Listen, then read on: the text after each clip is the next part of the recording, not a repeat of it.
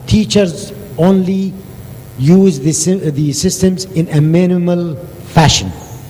Make all the complication, have the system be the expert, and have the teacher only to put the information and transfer it to the others. And I have more questions.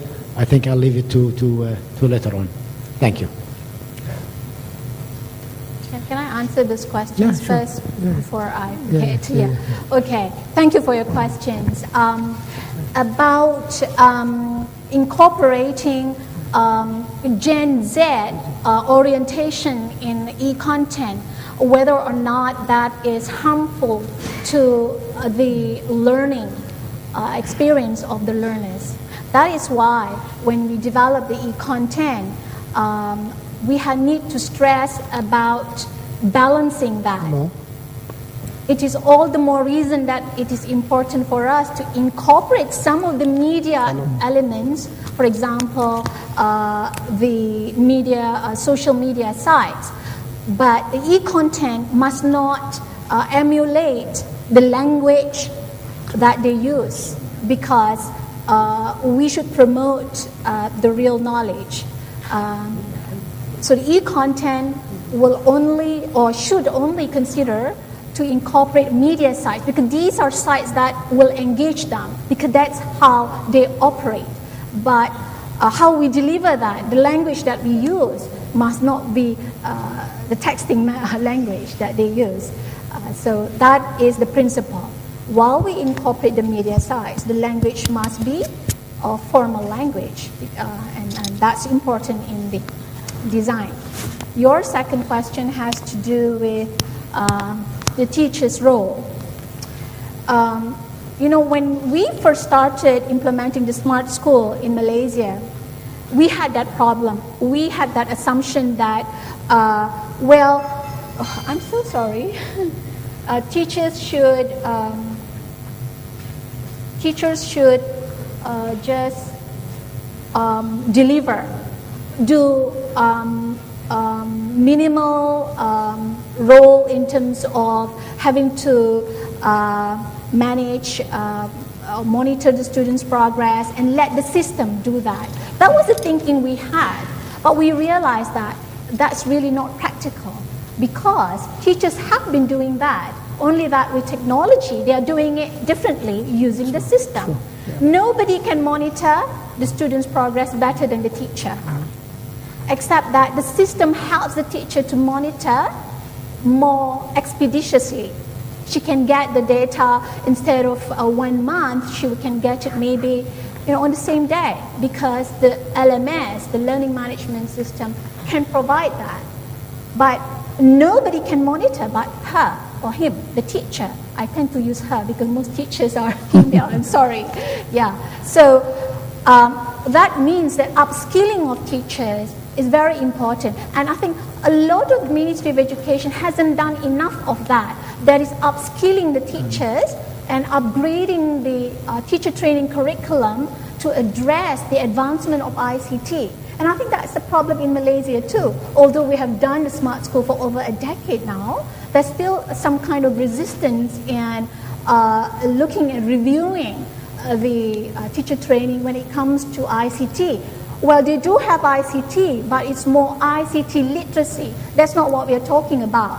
We are talking about the skills of applying ICT in teaching and learning. In teaching maths, how do you apply your skill? So that's lacking, and I believe that's not unique to Malaysia, that's across many countries. We'll take one more question before we proceed. Hi, Dr. Sana Al-Mumin.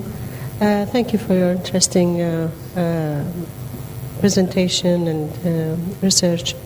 One question is that you have mentioned that one of the common challenges is lack of interactivity.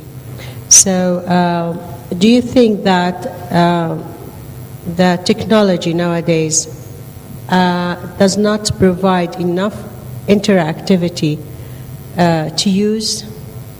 The second question is that I think you have focused most of your research on providing or on providing e-content strategies.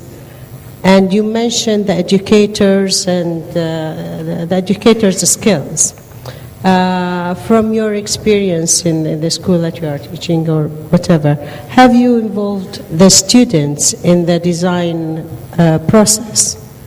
And how do you see how much is that important? Not the educators only, but there is the students as well. Thank you very much. Thank you. Very good question. On the first question about interactivity, my response would be on the contrary. Technology has advanced for us to actually include a lot more advanced interactivity, but the developers and educators have failed to actually leverage that. That was the point I was making.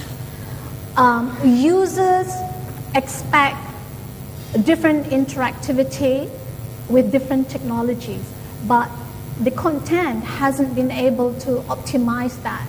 So it's not technology problem, it's a people problem. Secondly, in terms of user, particularly the students, yes. When we talk about user, if you look at the different stages of the process standards flow, we have the pre-development, development, and post-development, and we have user feedback. User includes students all throughout. Thank you. Thank you. Thank you very much.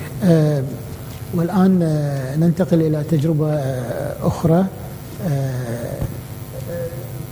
دكتور أحمد البراك يتفضل في تقديم تجربته وهي بعنوان Integration of Hospital Systems and Medical Education and E-Learning Approach. Dr. Ahmed is Associate Professor in Medical Informatics at College of Medicine, King Saud University. He has Master in Science in Biomedical Engineering and PhD in Health Informatics. Now he is Chairman of Medical Informatics Department and former Director of Computer and Informatics Department and Associate Director of E-Learning. So please welcome Dr. Ahmed. The floor is yours. Thank you, Mr. Chairman. Assalamu alaikum wa rahmatullahi wa Wa alaikum barakatuh. assalam. Actually, I'm going to take you a little bit away from traditional education and take you a little bit into medical education. I'm not sure that most or a lot of you are interested in medical educations, but it's still one discipline that is benefiting from e-learning. And we have a belief and a strategy for e-learning in medical educations, which is slightly introduced and presented in our paper. The work I'm going to present today has been conducted and designed and integrated, built in College of Medicine, King Saud University, which is located in Riyadh, not far away from here. This work started 5 years ago to trying to utilize e-learning to overcome some of the challenges facing medical educations. In the beginning, I'm just going to give you a slight introduction to medical educations, how it little bit differ from traditional educations. And in medical educations, we have different categories. We have what is called basic science, we have preclinical educations, and then we have the clinical educations. This is all come together to bring a doctor, a physician. So it is very important to incorporate whatever tools available for us to produce the best of a future doctors.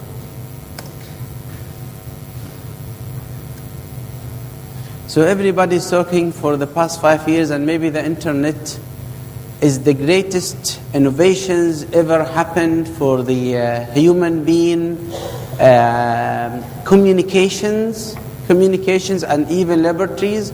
And we are witnessing day after day the importance of internet and communications in our daily activities, from educations to social, even to political aspects. And we have been witnessing the importance of internet and information and communication technology in medicine and medical educations as well. However, we have been working for the past 5 years in a new model for medical education, trying to locate the students as the core of medical education. So we want to put the students as the core of the education process, not to be the material, not to be the teachers. The students should be the core of the education process. And then trying to eliminate, reduce the amount of teaching. The problem of medical education and education in general is teaching, and most of you, I'm sure, been myself in different lectures and classes, sitting down, listening, and after 10 minutes, started to play with my mobile or iPhones and get distracted from the lectures and from the lecture contents. And this is what we have done with our students. We've been asking them during lectures, how much did you absorb? And most of them are just giving a rank below 50% absorptions from the traditional lectures, which is face-to-face traditional lectures. So there is a different phases and aspects for education that is going to be changed, which we have considered in our model in the College of Medicine. So first of all, we have looked into our strategy for the education. The strategy, so we have built our strategy, which is putting the students in the core of the educational process and trying to utilize whatever technology, internet, e-learning to support this process, and then using the technology and tools, working in the contents. And the contents in education is very important, as we mentioned. And in medical education, it has more importance, I'm going to show you, because in medical education, contents can be textbooks and can be human beings. The content in medical education has some sensitivity, so we have to introduce our students to live cases. They have to be introduced to patients, to subjects, and these contents are so sensitive and they cannot be played with, or we cannot do any mistakes with our contents. This is why we are trying to work with cautious with our content. And then we have the environmental. We tried very hard to incorporate and integrate most of these mentioned environments, distance, self-paced, integrated. Most of us are talking about e-learning, and e-learning per se is not fully applied in most of our cases, especially in schools. We are using tools for e-learning in the schools. If I'm talking about e-learning, so it means that I'm using a full electronic courses or a full electronic degree. But if we're talking about using e-learning to augment and support me in delivering my subject to my students, this means that we are using integrated model, we are using a blended models. This is not pure electronic education. So what we've been thinking and hoping to reach when we started our strategy, maybe 4 or 5 years ago, is trying to transfer students from being passive to be active. So we want to be the students to be the core of the process. So to be active most of the time, not listener. To be active, trying to make, not to make the teacher as the center, make the student as the center of the education process. And then instead of working on one subject, we can work in multi-subject in the same time. And this is happening, especially in medicine. If we have a case, we cannot tell the student, let's consider only the anatomy. We have to consider the anatomy, the physiology, the biochemistry. All the subject has to be considered in such a case. So we have what's called problem-solved medicine. So we are taking the case with all the subjects. So I cannot tell the students, let's focus only in the anatomy and forget about the physiology and biochemistry and other stuff. So student is not anymore, in our model, we're hoping that student is not anymore dependent on a teacher, neither on anybody else. We want